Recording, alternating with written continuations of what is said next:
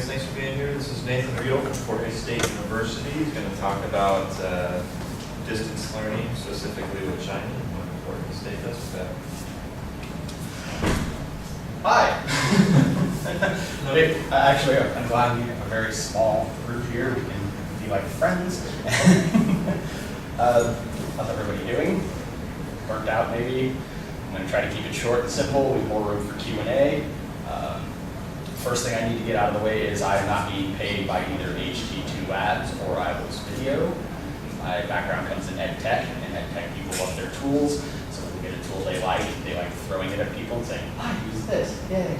So I need to tell you that first off. So Jorge State has one of the largest presences in China, certainly throughout Kansas and possibly throughout the country. We have two sister universities, as you can see here, Shenyang Normal, we call it SNU, and CIAS. We have dual degree programs, meaning that the students that go through this program get two bachelor's degrees, one from Fort Hays and one from either SNU or CIAS.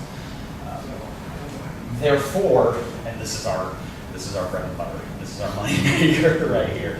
So we kind of got a call down from provost and president saying, we need training for faculty. The way our training for China faculty works is they come to Hays for like a 2-day crash course. It's very quick. I've actually filmed a couple that I edited and put into this course, little presentations about how to report grades and things like that. Then they're off to China, and they are basically on their own treading water in a place they possibly have never been to before in their lives. And there's culture shock, there's a new job, all sorts of things. Well,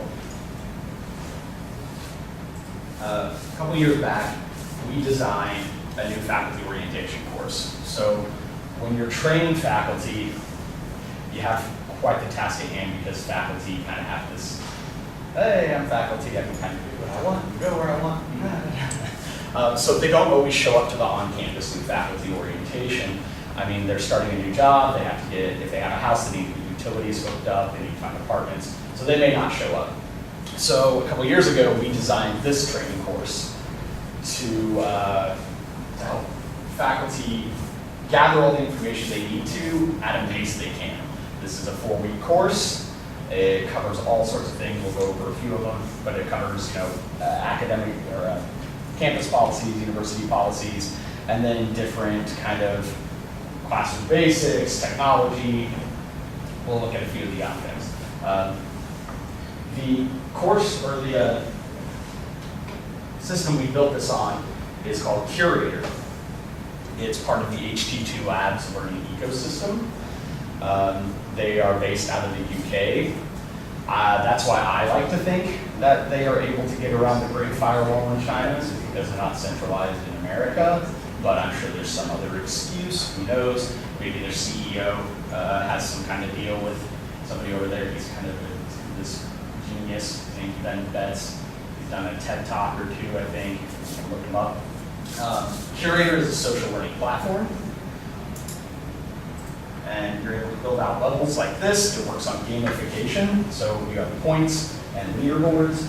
Faculty can see as they go through the system. These experience bars fill up. And then once, well, you can't see it with me because I built the course. So once the experience bars fill up, they get a gate, and then the next level unlocks. So if I were a new faculty, this would be blacked out until I completed this right here. So they build their points by watching videos, viewing documents, and then they're able to proceed. Now, that worked great for new faculty orientation on campus. People were on campus, they could contact us, they were involved. It didn't work so much with China. We're going to get to that in a second. So this was the China faculty development. As you can see, it's not 2 by 2 going down. We have one giant chunk that's all together. The biggest problem with this is if you're not in China, you don't know what needs to be in China, right? So you're having to communicate back and forth with people who have been there for a long time. I spoke a lot with, each campus has a faculty liaison. It's somebody who basically represents the faculty and communicates States with people at Fort Hays. So I communicated with both of them, and I communicated with our IT expert in China, his name is Michael, to kind of figure out what faculty needed to know. Well, one of the biggest problems when we had China faculty, the veteran China faculty go through this, is they complained about the fact that they had to go through it in levels of tiers. The reason being that internet on the China campuses is kind of sparse. It can cut out at any moment. You can lose it. So we broke it into these kind of choose your own adventure, go how you want modules here. So we have, as you can see, academic policies. We give them a little infographic about why we need a syllabus, but then we come to find out in the comments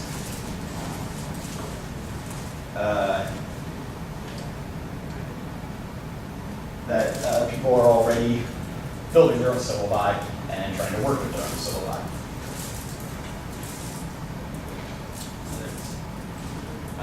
FERPA, I don't know how important FERPA is. Because of the dual degree program, the faculty in China are still tied to FERPA. So we need to make them realize that too. Problem is, not everybody who goes to China is able to make it to the on-campus training.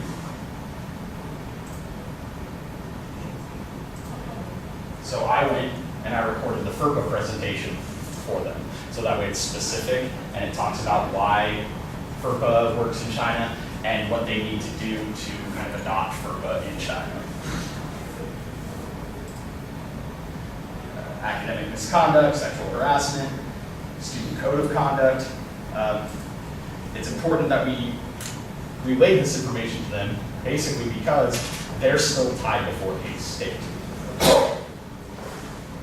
Then we have Classroom Basics. This is primarily using a lot of Blackboard. We introduced them to our IT guy who would be right at home here in Czech, Michael Liebel. Michael, we're able to give them information on who to contact if they can't get access to Blackboard. If they're giving an exam, this is actually a really big problem. You have servers based in China, and sometimes you'll have so many people log on to those servers that they'll crash because of how weak the internet is over there. Does anybody here know about how internet operates in China? The government cracks down on it. So your internet flow, your internet screen is not as strong as it is here in the States, so systems will crash pretty easily actually.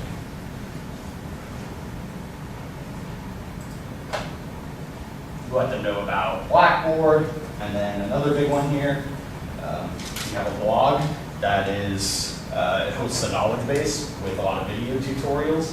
One big problem we have is you have the time zone difference.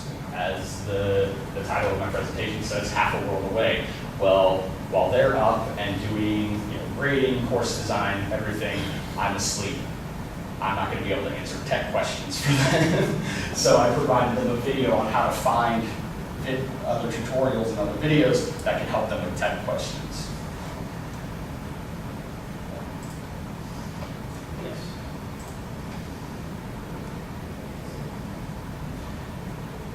Now the biggest problem was translating this from on-campus to international faculty.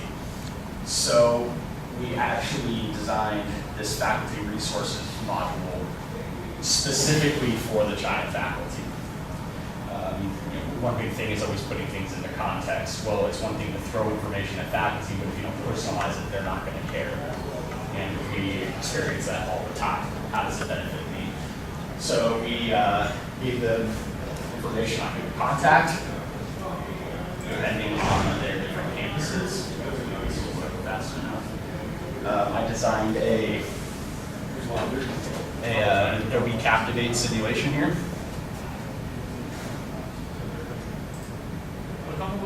They can choose. We don't want them to sit through, like we said, faculty, you kind of go, whatever, I'm faculty, I'll do what I want. They don't want to have to sit through and find out who the contact at CIOS is if they're at SNU. So, quick, and they have email information, name. We gave them a bit of information about health in China, what to do, what not to do. Communications, anybody know what WeChat is? WeChat's like a Swiss Army knife in China. You can communicate with people, you can pay for almost anything with WeChat. So I made a video teaching them how to actually create a WeChat account. And then we just have some general tips and tricks that we got basically from our dean of the graduate school who'd been over to China for a while, and from a couple of veteran faculty who had been over there for a while. Now, the big part, this cursor keeps disappearing on. There we go. One of the big parts of using a social learning system is that you can communicate. So rather than just give them like a standard, here's some information, go through it on your own, and then you should be good. We leveraged the social aspects of Curator here. So all of these numbers here are the amount of comments in each module. Comments can range from just advice. What we wanted to do is we enrolled all the people who had been over in China for however long they have been, decade, 3 years, and we enrolled all the new people. We phrased questions in the comment section of each module to kind of encourage veteran faculty to provide tips, and also to encourage new faculty to ask whatever questions they want to. We're not too concerned.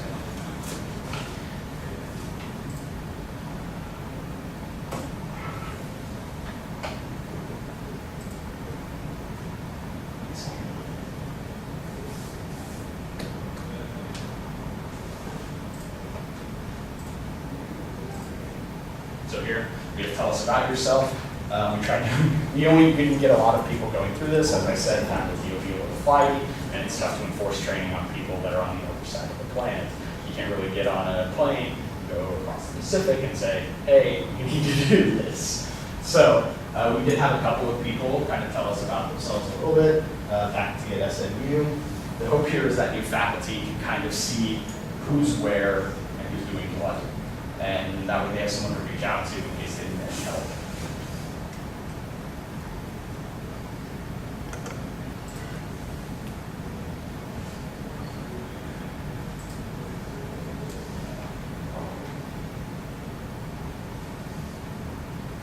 So here we have Rick Rochester here. He said, is this page shown as students would view it? I was able to respond and say, here, I'll look into it for you.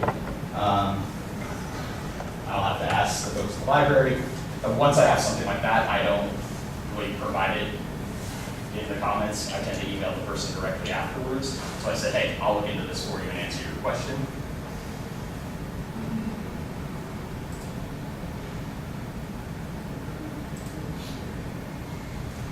So here we have Kathy Adams providing a bit of information about grade entry. So it says when you enter a grade, wait a few seconds for it to be accepted. So it's about you don't know everything. I mean, I can't personally know everything that happens over in China. So it's about pulling knowledge from other people, putting it out there for new faculty to digest and to learn that way. Now, one of the big ones, or big problems that I encountered, or that we encounter with having so many people in China,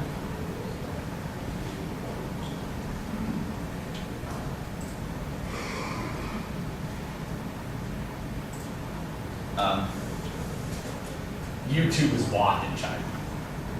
You can't just record a video, put it on YouTube, and say, hey, watch this. So you need to be able to work around that as well. So we found a video platform that works in China. It's called iLos. So what we did, we use iLos to record. I recorded this video with iLos. It captures screens, it records via webcam, and what you can do is you can actually get any content you make over to China without it being blocked, because iLos is not yet blocked. Once enough people pick up on it, who knows, it could become blocked. Almost, as you can see here, 1 minute and 2 seconds. We try to keep videos short. Does anybody know who the mayor and his 12 steps of instructional multimedia?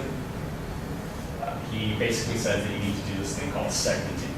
By segmenting, you take content and you break it into smaller parts, and then you deliver it that way. It works. It's basically getting information from sensory memory to short-term memory to long-term memory, and it helps people remember things better. Basically, you're putting information deep into their brain, and you do that by delivering it in smaller chunks.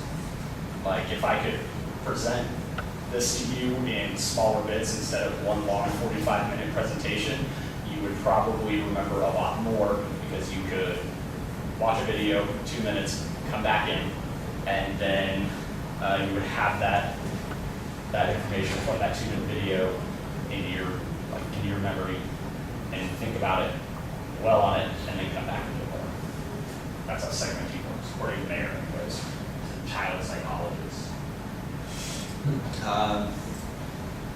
Curator also. Does anybody know what XAPI is? XAPI. SCORM. Anybody familiar with SCORM? That's fine, don't worry. So SCORM is called Shareable Content Object Reference Model. So basically it's a coding language that allows you to, it allows tool developers to create external tools from, let's say, Blackboard or Canvas that will communicate with Blackboard and Canvas. So if you've ever pulled a quiz from an external source, like McGraw-Hill or something like that, into Blackboard and it communicates with the Grid Center, that's probably using SCORM. SCORM is siloed, meaning that it has to stay in the system, it has to be planned. It was good at the time. The people who invented SCORM, however, came up with a new thing called XAPI. XAPI basically can pull data from anywhere if the tool has been coded using XAPI. And what it does is it uses action, verb, and object. So Nathan failed hang gliding, which could have multiple meanings. Either I'm dead or I just didn't do a good job. Well, this system uses XAPI. So we're able to track who did what. If they opened an object, we're able to track if they finished it. We're able to track if they completed an entire module. You can see these dots here. User performance, this is me. I don't count because I spent 4 months inside of this system. But there's Sonia. She was one of the more active participants in the course. There's Kathy, also an active participant. You're able to see down here, 16 people finished the welcome, 15 people finished academic policies, and then as you can see, they kind of cherry-picked the information they wanted and needed. Like I said, faculty in China don't really have the luxury that we do in America to access internet constantly. Unfortunately, because of the way the government regulates internet, it crashes a lot. So they kind of were like, hey, I want this, I want this, I want this, and then they're gone.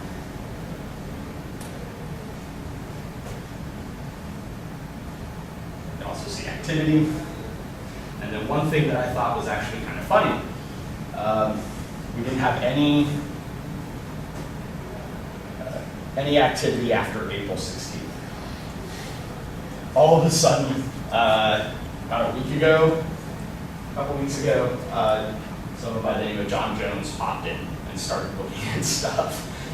Like I said, they'll take the opportunity when they have the time to kind of come in and look for things. So we opened it up, made it kind of a free roam, sandbox type of learning experience for them.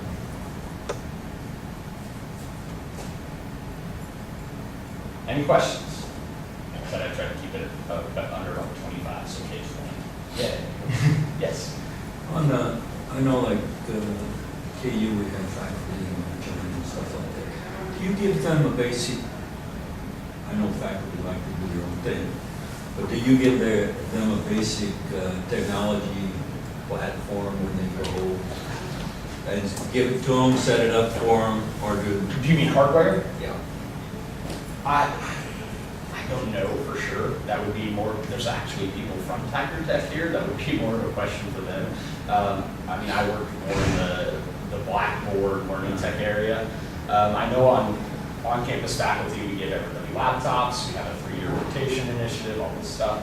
I wouldn't be surprised if we gave them some kind of hardware to work with though.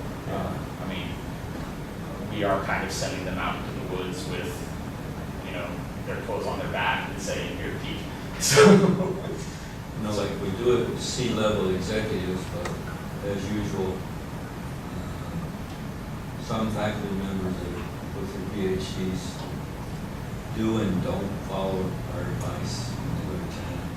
yeah. So I was just wondering, maybe, well, here's, this is a basic package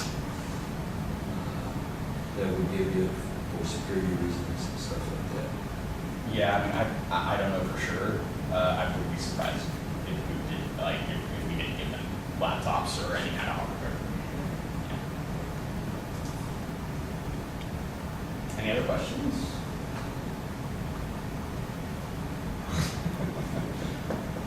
Fair enough. Well, I thank you for coming. Sorry, it's a little scatterbrained.